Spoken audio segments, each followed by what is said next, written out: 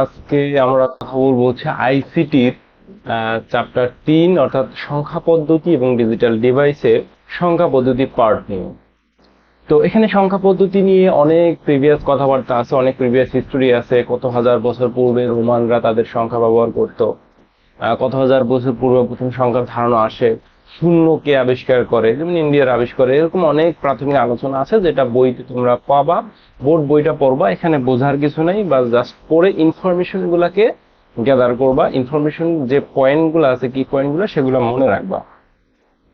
তো মূলত সংখ্যা পদ্ধতির ক্ষেত্রে আমরা জানি যে সংখ্যা পদ্ধতি দুই ধরনের আছে, একটা হচ্ছে পজিশনাল সংখ্যা পদ্ধতি আর একটা হচ্ছে নন পজিশনাল সংখ্যা পদ্ধতি। তো পজিশনাল সংখ্যা পদ্ধতি গুলো নিয়েই মূলত আমরা আজকে কথা বলবো। যে আমরা জানি যে পজিশনাল সংখ্যা পদ্ধতি, অর্থাৎ পজিশনাল সংখ্যা পদ্ধতি আসলে বলতে কি বোঝাচ্ছি আমরা। পজিশনাল বলতে যেগুলোর স্থানীয় মান আছে, দ্যাট মিনস আমি এখানে একটা লিখলাম 62, 62, এটার 62 দুইয়ের সংখ্যার দুইয়ের একটা স্থানীয় মান আছে। আমরা যেরকম গুনি একক, দশক, শতক, সহস্র, হ্যাঁ, অযুত, নিযুত, এরকম যে আমরা গুনি, সেই গুণার ক্ষেত্রে আমরা যে একক স্থানীয়, দশক স্থানীয়, শতক স্থানীয় মান যেগুলো আছে, সেটা হচ্ছে আমরা পজিশনাল সংখ্যা পদ্ধতি বলি। তো সেই পজিশনাল সংখ্যা পদ্ধতি গুলো নিয়ে মূলত আজকে আমরা কথা বলবো। আর একটা আছে নন পজিশনাল সংখ্যা পদ্ধতি, তো সেটা আমাদের আলোচ্য বিষয় নয়, আর সেটা লেস ইম্পর্ট্যান্ট। আমাদের এই যে চারটা সংখ্যা পদ্ধতি আছে, এই চারটা সংখ্যা পদ্ধতি নিয়ে মূলত আলোচনা করা হয়েছে এবং এগুলা থেকে পরীক্ষায় প্রশ্ন আসে। তো আজকে যেহেতু বেসিক ক্লাস, আমরা আজকে বেসিক ক্লাস, বাট এটা ইম্পর্ট্যান্ট এজন্য যে এটার হচ্ছে বেসিক প্রাইমারি আইডিয়াটা আমরা পেয়ে যাব। সেই প্রাইমারি আইডিয়ার উপর বেস করে পরবর্তীতে আমাদের যে কনভার্সন সিস্টেম আছে, যোগ বিয়োগ আছে, এগুলো আমরা কাজে লাগাবো। তো আমরা জানি যে ডেসিমাল, বাইনারি, অক্টাল এবং হেক্সাডেসিমাল, এই চারটা সংখ্যা পদ্ধতি আমাদের পজিশনাল সংখ্যা পদ্ধতিতে আছে। তো ডেসিমাল সংখ্যা পদ্ধতি কোনগুলো, যেটা আমরা দৈনন্দিন ব্যবহার করি, অর্থাৎ আমরা যেটা এখন ব্যবহার করতেছি, সেই সংখ্যা পদ্ধতিটা হচ্ছে ডেসিমাল, যেটার বেজ হচ্ছে আমরা 10 বা 10 বলতেছি। 10 সংখ্যা কত কত থেকে, এই 1 থেকে 9, সরি, 0 থেকে 9 পর্যন্ত।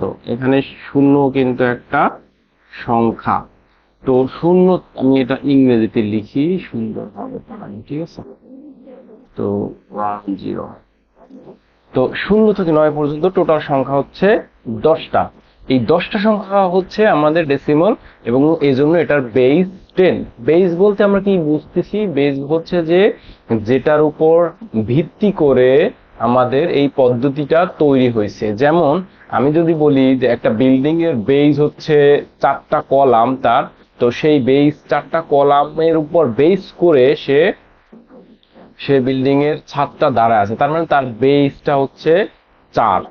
তো সেই রকম ভাবে যে ডেসিমাল সংখ্যা পদ্ধতি এই 10টা সংখ্যার উপর ভিত্তি করে তৈরি করা হয়। অর্থাৎ আমাদের ডেসিমাল যত সংখ্যাই দেখি না কেন, এই 0 থেকে 9 এর মধ্যেই সবগুলো সংখ্যা। হ্যাঁ, দ্বিতীয় যেটা আছে বাইনারি। তো বাইনারির সংখ্যা কয়টি? অনলি 2, ঠিক আছে। 2, এই 2 কি কি আমরা জানি, 0 থেকে 1, অর্থাৎ 0 এবং 1, বা এরকম লিখতে পারি 0 এবং 1। তো আমরা জানি 0, 1। এখন এই বিষয় হচ্ছে যে বাইনারি সংখ্যা পদ্ধতি, এটা তো আমাদের প্র্যাকটিক্যাল কাজে লাগাই, প্রতিনিয়ত আমরা লাগাচ্ছি। বাইনারি আসলে কোথায় কাজে লাগে, এই প্রশ্নটা আমাদের মাথায় আসে, বা এই প্রশ্নটা আমরা জানিও না যে কেন বাইনারি সংখ্যা পদ্ধতি আমরা পড়তেছি। যেহেতু আমরা পড়তেছি তথ্য ও প্রযুক্তি সাবজেক্ট, অর্থাৎ তথ্য প্রযুক্তির মধ্যে কম্পিউটার একটা উল্লেখযোগ্য ম্যাটেরিয়াল।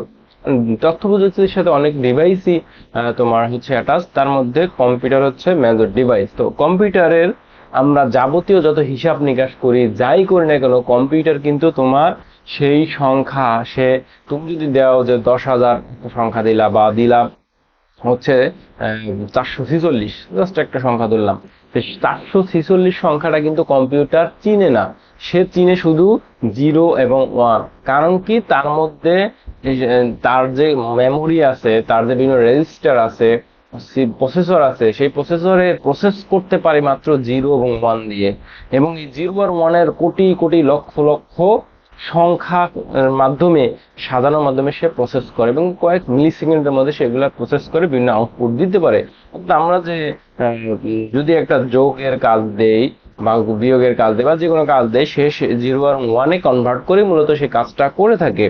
তো আরো একটা বিষয় ইনফরমেশন তোমাদেরকে জানাই রাখি, সেটা হচ্ছে যে কম্পিউটার কিন্তু বিয়োগ করতে পারে না।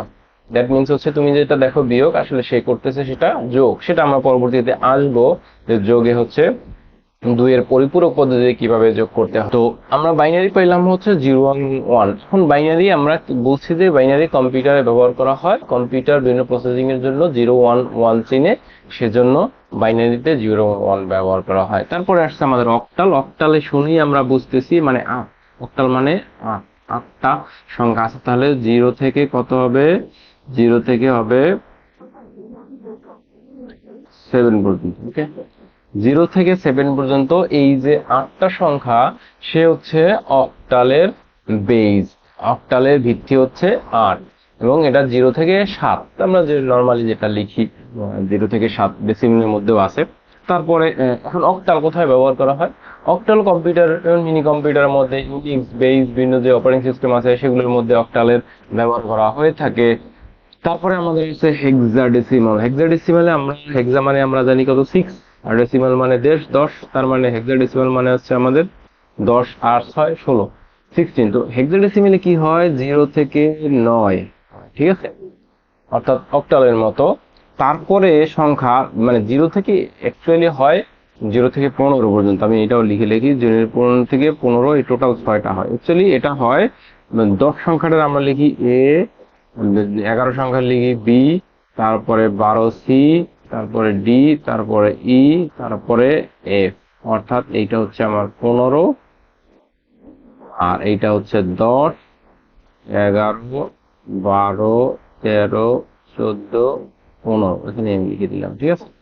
এইটা হচ্ছে মূলত আমার নাম্বার সিস্টেমের ভিন্ন ভিন্ন। হেক্সাডেসিমালটা আসলে কোথায় ব্যবহার হয় কম্পিউটারে? হেক্সাডেসিমালটা মূলত কম্পিউটার মেমোরিতে ব্যবহার করা হয়ে থাকে। মেমোরিতে কিভাবে ডাটাগুলো আছে এটা যদি আমরা দেখতে চাই, তাহলে এই যে দেখবে হেক্সাডেসিমালের বিভিন্ন কোড দেখাচ্ছে বা দেখাবে, ঠিক আছে। তো আমি চেষ্টা করবো যে স্ক্রিনে একটা ছবি দিয়ে দেখার জন্য, যাতে তোমরা বিষয়টা দেখলে বুঝতে পারো।